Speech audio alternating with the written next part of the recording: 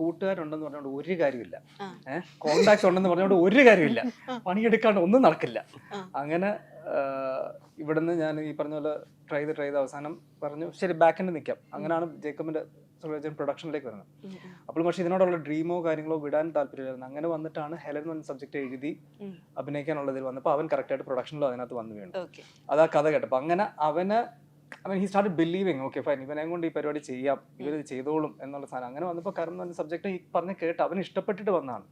അല്ലാണ്ട് അവൻ ഒരിക്കലും ഒരു കൂട്ടുകാരനെ സഹായിക്കണം എന്ന് പറഞ്ഞൊരു സംഭവം ചെയ്യത്തില്ല. കാരണം അവനെ കൺവെൻഷൻ അവൻ ഹി നീഡ്സ് ടു ബിലീവ്. കാരണം സ്പെഷ്യലി മൂവിയുടെ ഇതിൽ അവൻ പറയുന്ന ഒരു സംഭവം എന്ന് വെച്ചാൽ ഞാനിപ്പോൾ അങ്ങനെ ചിന്തിച്ച് ചെയ്യുമ്പോൾ അത് പ്രൊഡക്ഷനെയും ബാധിക്കും, നിന്നെയും ബാധിക്കും, എന്നെയും ബാധിക്കും.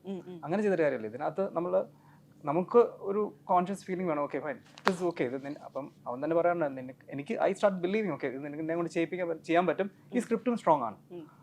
അങ്ങനെയാണ് പടത്തിലേക്ക് ഫൈനലി വന്നത്. പക്ഷെ പണ്ട് കാണാൻ ഞാൻ അവനോട് പറഞ്ഞിട്ടുണ്ട് നീ നോക്കി വെച്ചോടാ, നിന്നെയും കൊണ്ട് തന്നെ എന്നെ ഞാൻ ഡയറക്റ്റ് ചെയ്യിപ്പിക്കുന്നു.